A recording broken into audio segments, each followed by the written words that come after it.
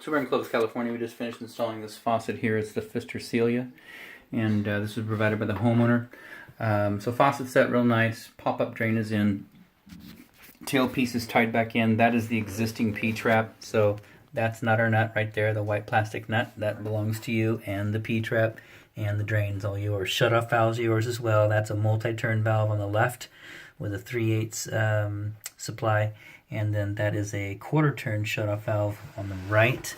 And let me see, yeah. So that and the supply line itself is a 7/16 by 1/2. So that's your supply line. That's a watts. We don't use watts, and the reason why we left that in place is this is an off. It's not a standard size supply or a shutoff valve. So that's a 7/16 by 1/2 inch. So it's a braided stainless steel. It's Watts. They're a great manufacturer. So that is yours. So the shutoff valve supply line is yours. On this side, shutoff valve is yours. That's our new supply line. It's a Fluid Master, and that goes up and ties into all the plumbing. So that's good.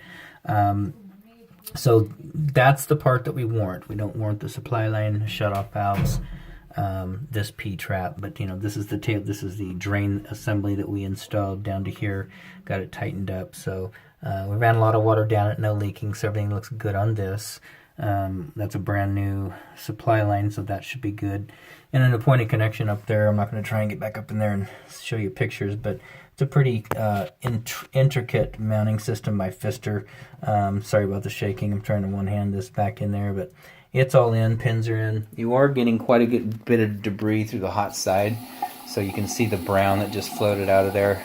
We pulled out a pretty substantial chunk of rust out of there, and it was blocking the entire tubing, which is the tubing where those go up and connect to. There's some little brass adapters with a little tiny hole in it, probably 8 to 3/16 diameter max, and that piece of that chunk of rust was right in the center, and so the flow stopped. So we've taken this apart twice, flushed out the line, put it back together, and it keeps coming back in. So I'd imagine the water heater on this side needs to be drained and flushed or replaced. We don't know. We checked the water heater on the other side of the home. It's 20 years old. We just called A.O. Smith. It's an electric 80-gallon, and it's 20 years old. Homeowner says that the one in the attic was replaced, but we haven't been up there to take a look at it yet. So anyway, so it's working right now, but the more you use this, as the hot water comes through and draws from that tank, it just gets chunks, and it'll slow down to a point to where you need to pull it apart underneath.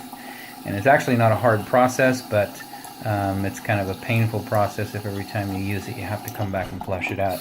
As you can see, the cold water flows pretty well, so that's good. Outside of that, this installation is done.